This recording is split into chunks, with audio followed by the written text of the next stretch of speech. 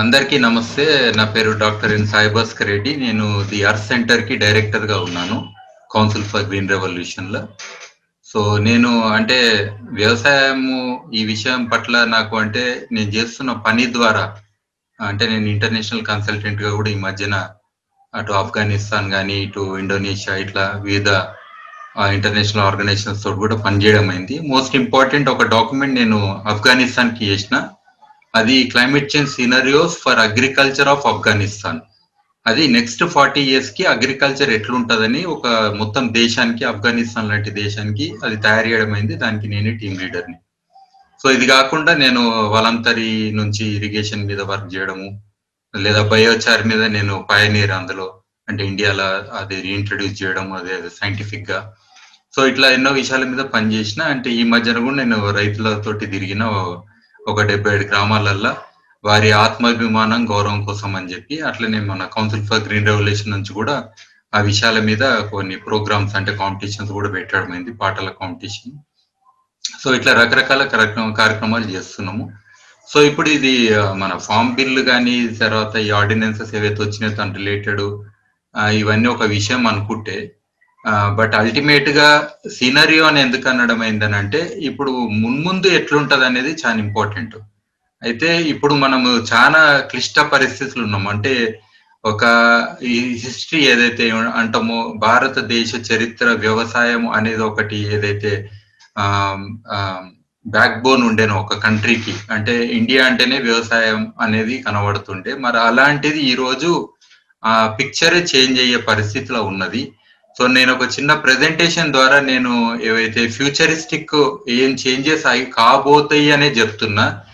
There is no relevance, మీరు వీటికి reference అడగొద్దు, ఎందుకంటే it is based on my own experience, understanding and based on certain facts and based on certain trends that are already happening. ఇది next 10 years and beyond అని చెప్పి. Okay, can you see the PPT? ఇది Indian agriculture లో ఇది సీనరియో ఎందుకనంటే ఇది అంటే మున్ముందు ఇంకా మనకు ఈ ఛాలెంజెస్ అగ్రికల్చర్ ఎస్పెషలీ ఇది అంటే మనకు ఇప్పుడు మనం ఏ హిస్టారిక్ మాన్యుమెంట్ చూసినా without the support, without their contribution those things would not have existed. Even civilization లో ఎస్పెషల్లీ ఇండియన్ సివిలైజేషన్ మనం ఏది చూసినా హరప్పన్ మోహన్జాదరో అంతకంటే ముందటిది మన ఎపిక్స్ అవన్నీ చూసినా గానీ, and the backbone itself was agriculture. Even మనము some of the gods and goddesses are related to the earth itself, the mother earth అనేది ఒక కాన్సెప్ట్ అనేది మనకు ఉన్నది.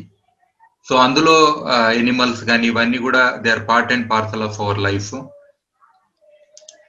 ఇక్కడ ఇప్పుడు అంటే సమ్ ఆఫ్ ది ఇష్యూస్ ఏంటంటే agriculture not viable to farmers with 1 or less than 1 hectare అని ఈ మాట అంటున్నా ఆఫ్ ల్యాండ్. ఇది ఎందుకు అంటున్నా అంటే based on the facts. Actually especially fragmentation అనేది హైయెస్ట్ ఉంది ఇండియాలో. ప్రతి అన్నదమ్ములు పంచుకున్నప్పుడు అది ఉన్న ఈవెన్ 1 hectare అని చెప్పినా గానీ రియల్ గా అవి 4-5 పీసులు అక్కడక్కడ ఉన్నాయి, అది మేనేజబుల్ అయితే లేవు. అది ఫస్ట్ మనం that thing we have not addressed. కాబట్టి ఇప్పుడు ఉన్న సిచ్యువేషన్ లో దాన్ని ఏదో రియల్ ఎస్టేట్ లాగా చూస్తున్నారు.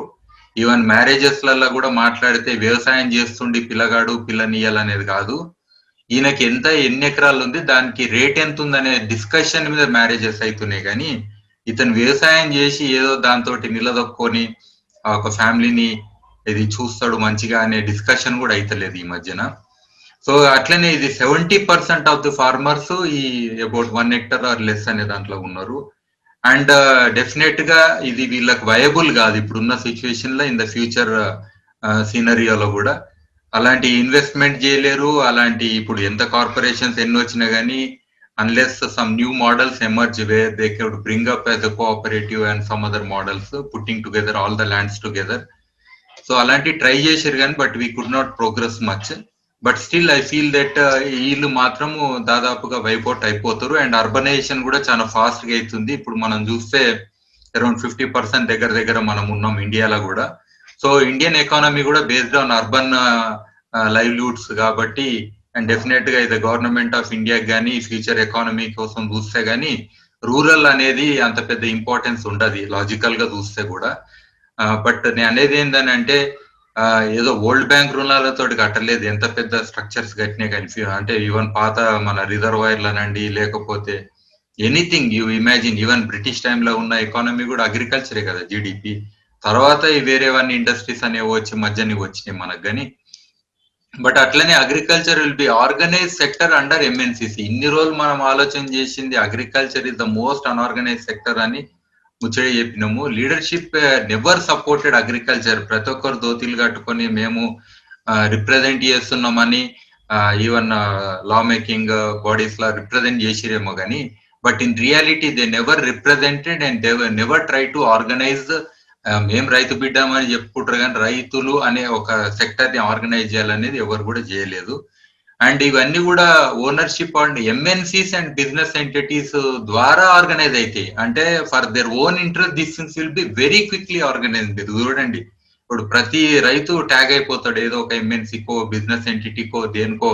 ఆటోమేటిక్ బైబ్యాక్ సిస్టమ్స్ అన్ని అయిపోతాయి, ఫటాఫట్ అయిపోతాయి. ఇప్పుడంతా ఈ rules, the game has completely changed now.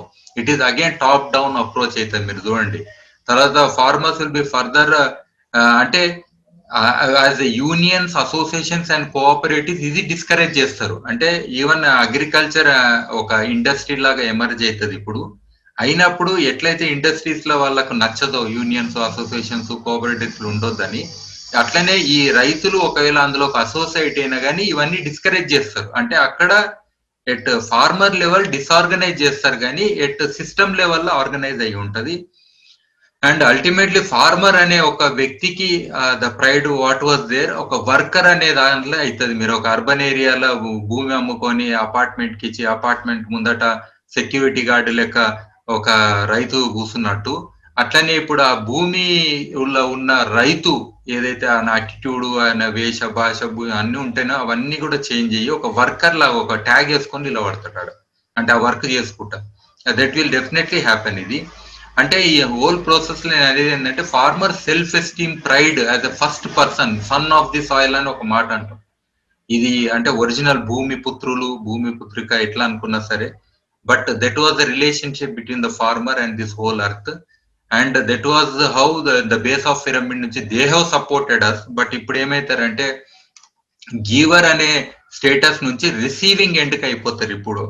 అది that is what very much concern now. And farmers will be completely dependent. నేను అనేది ఏంటంటే యాక్చువల్ గా దెర్ ఇస్ సింప్లీ ఇప్పుడు మనము పిల్లలందరూ ఎడ్యుకేషన్ పోతురు, మొత్తం చదువుతురు. ఈవెన్ వాళ్ళు చదివే చదువులో వ్యవసాయం అనేది రిలేషన్ లేనే లేదు. ఆ చాప్టర్లు ఉండే ఏముండయి. దాదాపుగా అగ్రికల్చర్ రిలేటెడ్ ఒకప్పుడు హ్యాండ్స్ ఆన్ ఎక్స్పీరియన్స్ ఉంటుండే పిల్లలకు. సగం రోజులు స్కూల్ పోయి సగం రోజు పేరెంట్స్ తోటి ఉండే. అట్లని చెప్పి స్కూల్ మానేయమని అంటలేను. బట్ వి థాట్ దట్ చదివితే మంచి జాబ్లు వస్తాయి, చదివితే ఇంకేమవుతారు అని చెప్పి మనం అనుకుంటున్నాము. ఇప్పుడు చూస్తున్నాం ఆల్రెడీ రిసెషన్ స్టార్ట్ అయింది, ఆటోమేషన్ మొదలైంది. సో ఆటోమేటిక్ కొత్తగా వచ్చే జాబ్లు ఏముండే, ఉన్న జాబ్లు ఊడతాయి. ప్లస్ ఇప్పుడున్న టోటల్ న్యూ ఎకానమీ సిస్టమ్ లో there will be huge number of people. మనం అతిగా పుట్టినాం అనేది అనుకోవాలి. భూమి మీద సంబంధం లేకుండా పుట్టినాం, ఎక్కువనే పుట్టినాం. ఈ పాపులేషన్ గురించి ఎవరు మాట్లాడతలేరు. కాబట్టి in the whole process that suffering will also be there for the farmer also completely ఇప్పుడు ఈ న్యూ సీనరియాలో. అట్లా గ్లోబల్ కన్సోర్షియం మీరు చూడండి, విత్తనాలు పెస్టిసైడ్లు, టమాటోలు, జిఎంఓస్ ఇవన్నీ చేసేటోళ్ళు ఒక 7-8 కంపెనీలు ఉంటాయి. And they have a huge network. ఎవరు సీడాలకుండే, each village had the democracy and independence. But that whole thing has gone now and they have become part of some system now. అంటే సమ్వేర్ ఇప్పుడు అన్ని కూడా విత్తనం కూడా ఏనో వండింది ఏనో తెచ్చి, అంటే you don't even have relationship. నీ తాత ఇచ్చిన విత్తనమే నీ దగ్గర లేదు. You don't have any relationship with your own local biodiversity also. Especially ఇప్పుడు ఉన్న క్రాప్స్, వెరైటీస్ ఇవన్నీ కూడా చాలా చేంజ్ అయిపోయినాయి. అండ్ ఈ సినారియోలో ఇప్పుడు ఈ గ్లోబల్ కన్సోర్షియమ్స్ అనేది తయారైతాయి. ఒక 10-20 కంటే ఎక్కువ ఉంటాయి. మీరు చూడండి మాక్సిమం ఈ కన్సోర్షియమ్స్ కే సబ్ నెట్వర్క్స్ ఉంటాయి. ఆ నెట్వర్క్ ద్వారా రైట్ ఫ్రమ్ సీడ్స్, జిఎంఓస్ కానీ, రీసెర్చ్ కానీ, ఈవెన్ యూనివర్సిటీస్ కూడా వాళ్ళకే ట్యాగ్ అయిపోతారు. అన్ని R&Ds కూడా వాళ్ళకి లింక్ అయిపోతారు. కెమికల్స్ కానీ, synthetic fertiliser, pesticides, management technologies, monitoring systems, harvesting, processing, storage, marketing, retail sale వరకు కూడా. అంటే రీటైల్ చైన్స్ ఉన్నాయి కదా, సూపర్ మార్కెట్లు ఇలాంటి. సో అక్కడ అమ్మే వరకు కూడా వాళ్ళ చైన్ కంటిన్యూస్ గా ఉంటది. And they will have a relationship everything, and this is going to happen. It is already happened and it is going to strengthen more and already some people are just waiting for these things to happen, and we have opened the gates for them to just invest in this sector. All these days they were అవే from investment. మనం అనుకునే పైసలు రావాలి వస్తాయి, ఏ రకంగా వస్తుంది for the interest of those entities అనేది కూడా అవుతుంది ఇక్కడ. In the process some farmers may get benefit, but in the whole process I'm telling it is the bigger interest is also there అనే దాంట్లో we should agree on those things. So ఇది agriculture sector livelihoods 100% vulnerability ఉంటాయి. ఇది ఇంతకుముందు మనం 70% ఉండే ఇట్లాని మనం మాట్లాడుకుంటుంటిమి population లో, ఇండియన్ పాపులేషన్ లో. బట్ నౌ ఇప్పుడు అగ్రికల్చర్ మీద హార్డ్లీ 30% ఉంటారు. మీరు అర్బనైజేషన్ అయిపోయింది ఊర్లలో కూడా. మీరు చూడండి టీవీలు కానీ, వాళ్ళ కల్చర్ కానీ, వాళ్ళ హ్యాబిట్స్ కానీ, వారు యూజ్ చేసే కన్స్యూమర్ గుడ్స్ కానీ, సో అన్ని కూడా ఆల్మోస్ట్ ఆల్ ఇప్పుడు ఓన్లీ వ్యవసాయం అనేది అట్లున్నది. ఫోన్లు కొడితే కూడా సగం పని అయిపోతున్నది. So that many people will be away from agriculture, and future farmers need to undergo specific training. ఇది ఎందుకంటే ఇప్పుడు ఎంఎన్సీస్ ఇలాంటివి వచ్చిన వాళ్ళు డెఫినెట్ గా ఈ బైబ్యాక్ అరేంజ్మెంట్స్ కానీ ఇంకా అదర్ రిలేషన్షిప్స్ ఉన్నప్పుడు they will see that whatever is given that is they are going to produce better అనేది వాళ్ళు మానిటరింగ్ అన్ని సిస్టమ్స్ పెడతారు. Then this kind of knowledge usual గా క్లాస్ లో ఫెయిల్ వ్యవసాయం చేయడం అని కాదు, లేకపోతే వెనకటికి ఏదో రకంగా చేస్తుండేనేమో అవుట్ ఆఫ్ ఇంట్రెస్ట్. ఇప్పుడు అట్లాగా స్పెసిఫిక్ ట్రైనింగ్ వాళ్ళు అయిన వాళ్ళే ఇందులో పనికొస్తారు. ఎందుకంటే అగ్రికల్చర్ ఇది information based agriculture, agriculture is technology based agriculture.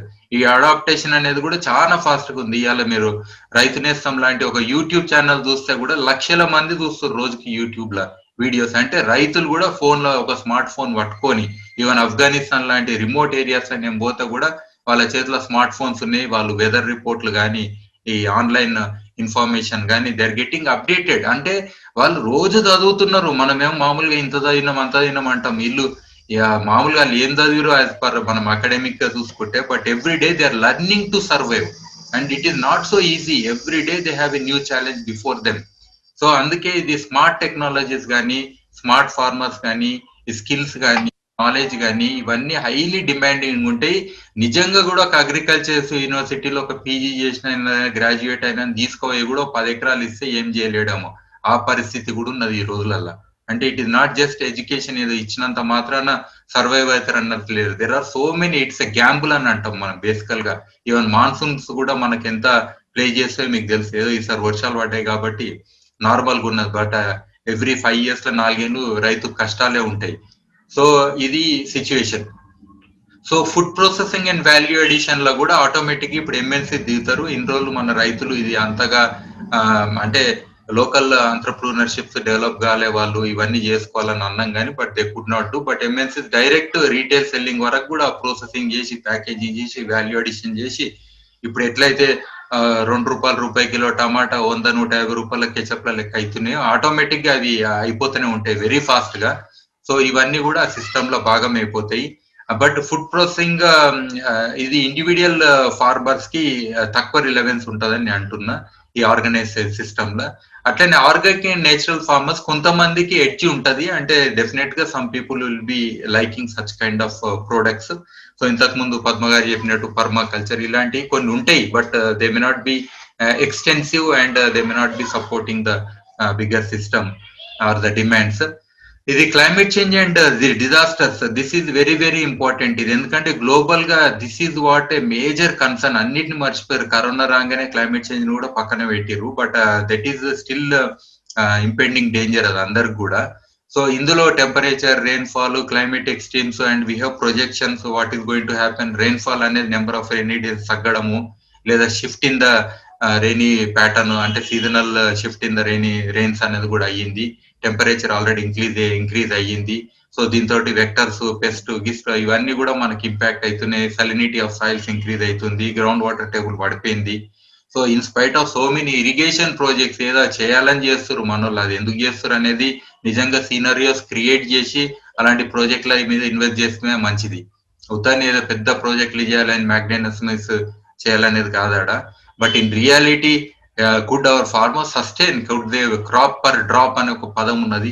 నిజంగా ప్రతి చుక్కకు అలాంటిది వాళ్ళు వాల్యుబుల్ ప్రోడక్ట్ తీసిన రోజే సార్థకం అవుతుంది కదా. మరి అవన్నీ రిలేషన్షిప్స్ ఉన్నాయంటే లేవు. Already what we see the efficiency, irrigation efficiency ఇవన్నీ చూస్తే కూడా చాలా తక్కువగా ఉన్నది.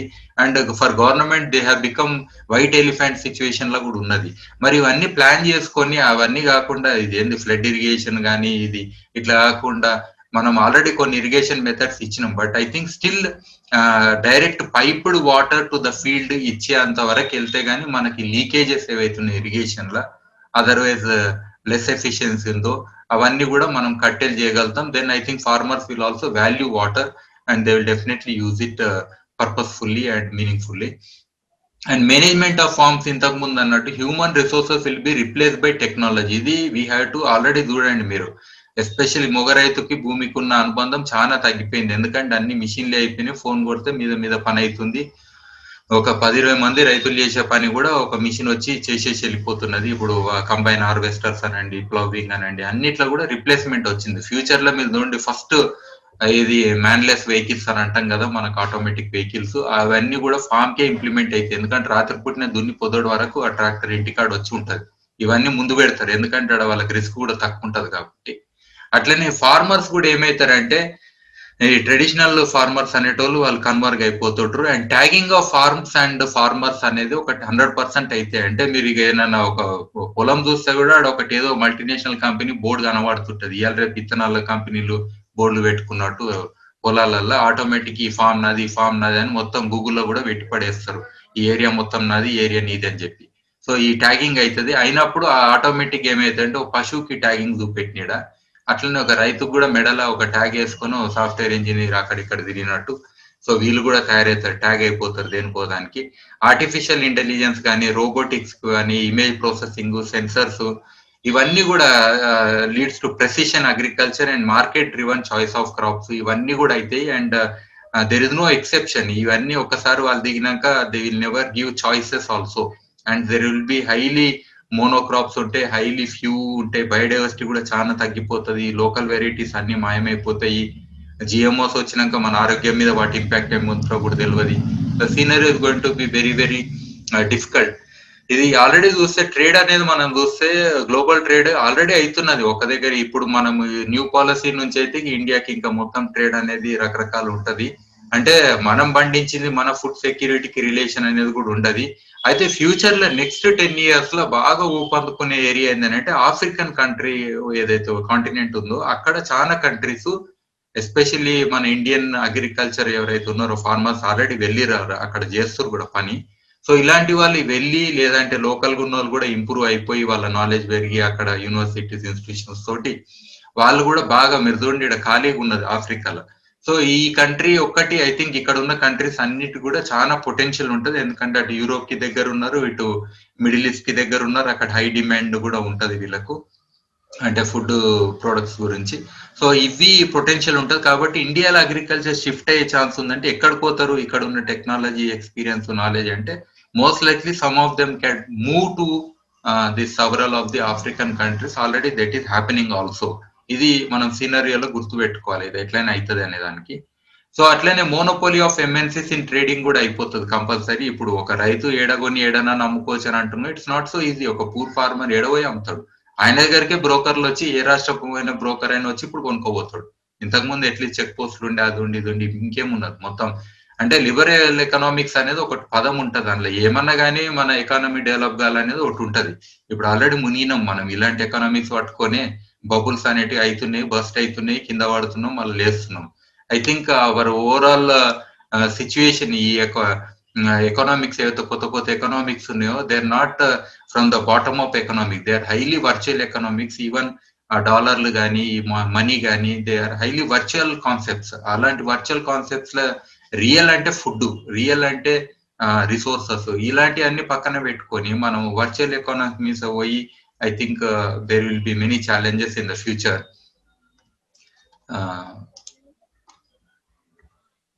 ఓకే, ఫుడ్ సెక్యూరిటీ గురించి ఇంతకు ముందు అన్నప్పుడు ఒకటి నేను WTO దానిలో మాట చూస్తుండే.